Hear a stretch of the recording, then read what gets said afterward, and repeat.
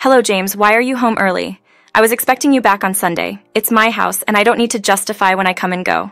There's no need to get upset for no reason. I asked about your early return because you mentioned being away for the weekend. Anyway, I don't want to waste time arguing. Can you get dinner for me? James, I didn't cook dinner because I had some leftover food from the morning.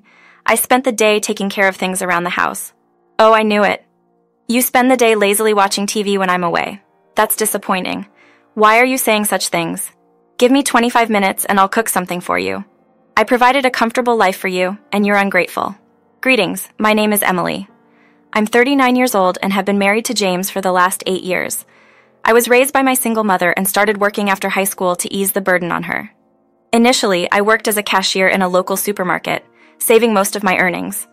I worked hard, extended shifts, and sometimes worked 2 shifts during peak sales seasons. With some finance classes from a friend, I started managing the supermarket's accounts and inventory. The owner was impressed, and I eventually became the manager, overseeing staff as well. One day, a customer lost his wallet and blamed my staff. I intervened, explaining that it was everyone's responsibility to take care of their belongings. Despite the commotion, I handled the situation calmly and assured the customer I would help him find his wallet. I nodded as he continued passionately describing the loss of his wallet. Swiftly, I messaged the security department to retrieve the CCTV footage from the specific aisle of the last 17 minutes. Simultaneously, I requested them to contact the local police patrol for assistance. Interrupting his tirade, I assured him, I understand your concerns, sir. We've already captured the footage and identified the suspect's face.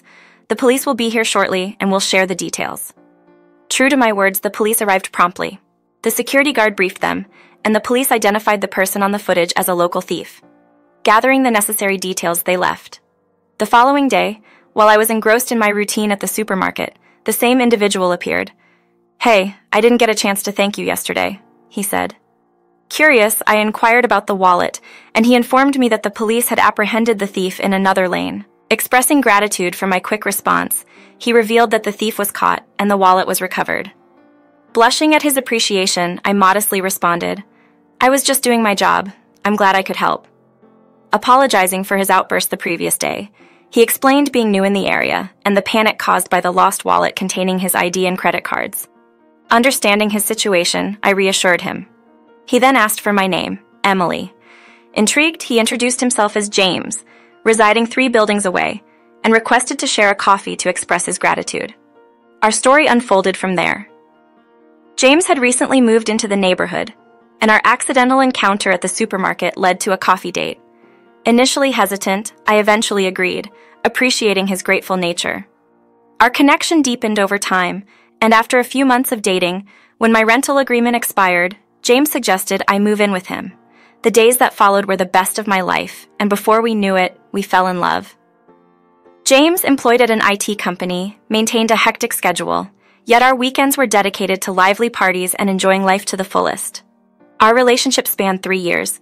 One day, during a routine conversation with my mom, she shared something heartfelt. Emily, after your dad passed away, I devoted my life to raising you. It brings me immense joy to see you as an independent woman.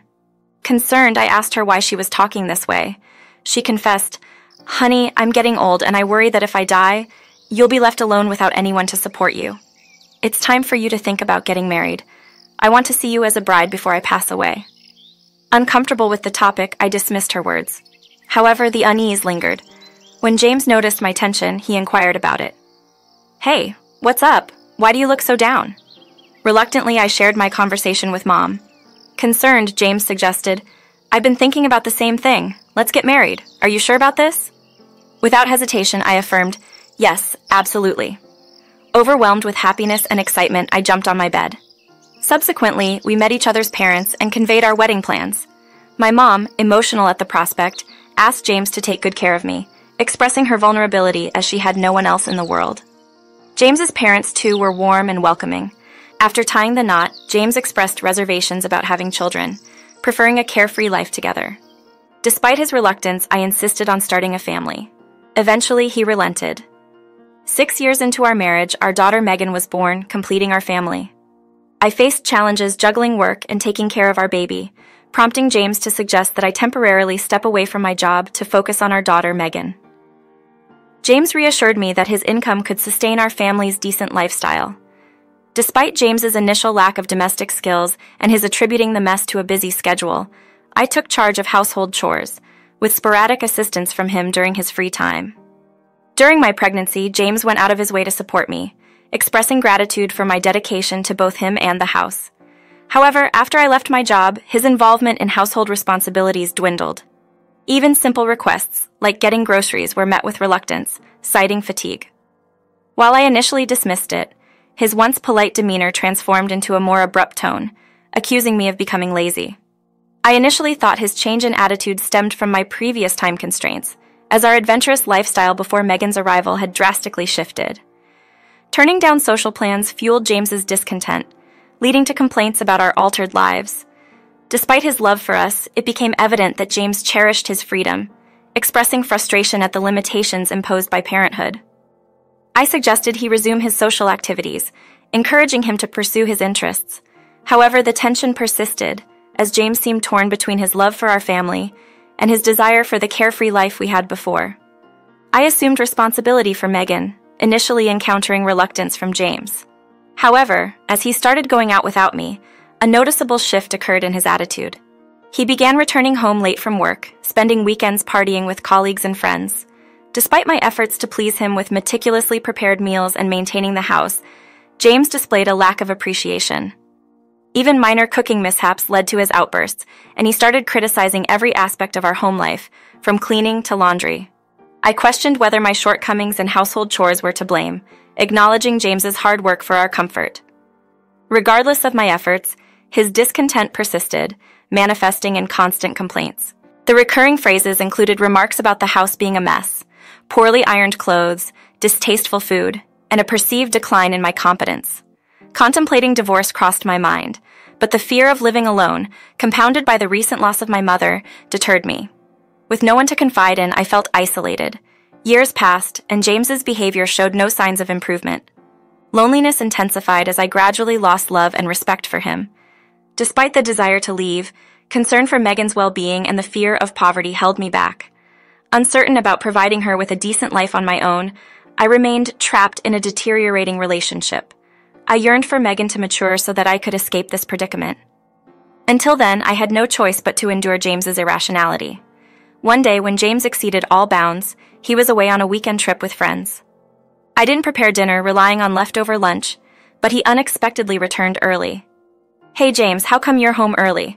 I thought you'd be back on Sunday," I inquired. He grew furious, retorting, "This is my house. I can come and go anytime I want. I don't need to justify it to you." This had become his typical tone with me. When I questioned his early return, he snapped, "Why are you unnecessarily getting angry? I said I'd be away for the weekend. Just shut up. I don't want to waste my time talking to you. Get dinner for me." I explained that I hadn't cooked dinner due to leftover food, but he accused me of laziness, saying, "I knew you spent the day sluggishly watching TV and doing nothing when I'm away." Attempting to defuse the situation, I promised to cook in 23 minutes, but he insulted me further, calling me a clumsy woman. When I defended myself, he accused me of turning the house into a filthy place. He complained about Megan's toys cluttering the house, despite it being natural with kids around. In the kitchen, he scolded me for a single dirty plate, unaware that I intended to clean it after dinner. When I questioned his disproportionate reaction, he went on to berate the state of the fridge, throwing its contents on the floor.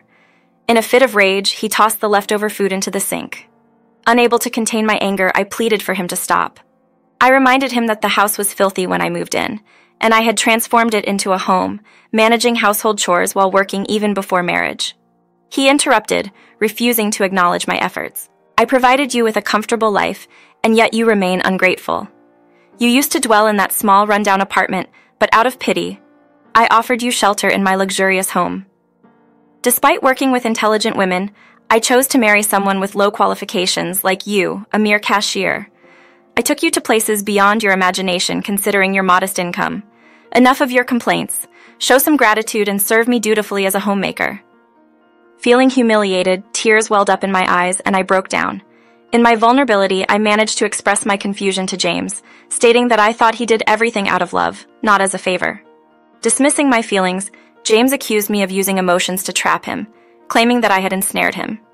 He left the house in a storm, leaving me to spend a night in despair, reminiscing about the once happy days with James and missing my mom terribly.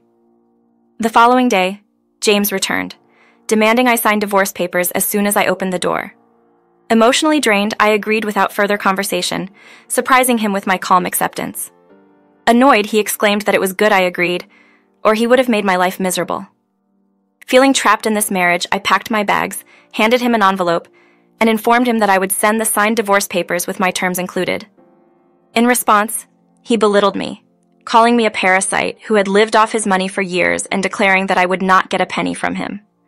Confidently, I mentioned taking the matter to court and left him puzzled when he opened the envelope, revealing copies of all the pieces of evidence against him. I received information from the investigative agency after hiring them to uncover the truth behind James's changing attitude. The agency provided me with details about James's infidelity, presenting evidence that shattered me that morning before his return home. The photo evidence revealed his unfaithfulness, spending weekends with different women. Despite James's rude behavior, I initially considered giving him another chance. However, unable to bear his infidelity, I ultimately chose to accept the divorce immediately. When James reviewed the evidence, he nonchalantly claimed he wasn't serious with any of those women, just having fun. His words left me baffled and unable to control my anger. I confronted him, expressing my disappointment that despite being considerate about his late-night parties and vacations without me, he still cheated. I blamed him for becoming distant after the baby and not participating in activities together. I sacrificed social events for our daughter's sake, expecting him to realize his responsibilities as a father. In response, I took our daughter Megan into my arms and left the house. Checking into a hotel for a few days, I contacted my ex-boss, who owned the supermarket where I used to work. Sharing my situation with him, he was shocked and offered me a job in inventory management. Knowing the people there, I easily resumed my work. My boss provided temporary accommodation in an apartment recently vacated by previous tenants. During this time, I hired a lawyer and sent divorce terms to James, demanding child support and substantial alimony due to his infidelity. Despite James's attempts to negotiate and calls for reconciliation, I remained steadfast in seeking compensation for the damage and trauma I had endured. James didn't confine himself to a single affair. Rather, he engaged in multiple relationships with various women, including both colleagues and random acquaintances from parties or trips. His involvement with the wrong crowd led him to occasional drug use, perhaps contributing to his heightened anger and frustration, which he directed at me. Distressed by his actions, I reached out to James's parents and divulged the unsettling details. They were devastated to learn about his reprehensible behavior. To expose James's actions, I also sent his parents some incriminating photos that captured intimate moments with his colleagues in the office. My lawyer informed me that James was facing difficulties at work, with colleagues aware of his affairs. His manager even threatened expulsion if he persisted in such behavior. Those colleagues with whom he had affairs had left the office in shame, tarnishing their reputations. Despite the consequences, James continued working to meet his financial obligations, including alimony and child support. Several months later, I received an apologetic email from James, acknowledging the impact of his actions on our relationship. He expressed gratitude for the care I provided, realizing the significance of my contributions to maintaining a functional and welcoming home. Despite the emotional resonance of his message, I resisted the urge to reconcile. The nostalgia he experienced stemmed from the comfort and care I provided, overshadowing the reality of his mistreatment. In our time together, he treated me as if I were expendable, eroding my self-confidence with his ego and attitude. I opted not to return to a life where my daughter witnessed me being treated as a doormat. Choosing to prioritize our well-being, I secured an apartment with my savings and alimony, enabling us to lead a decent life. I am committed to providing my daughter with a nurturing environment that emphasizes the value of self-worth. Through my income and child support, I am determined to offer her a solid foundation for growth, aspiring to see her evolve into a confident and independent woman.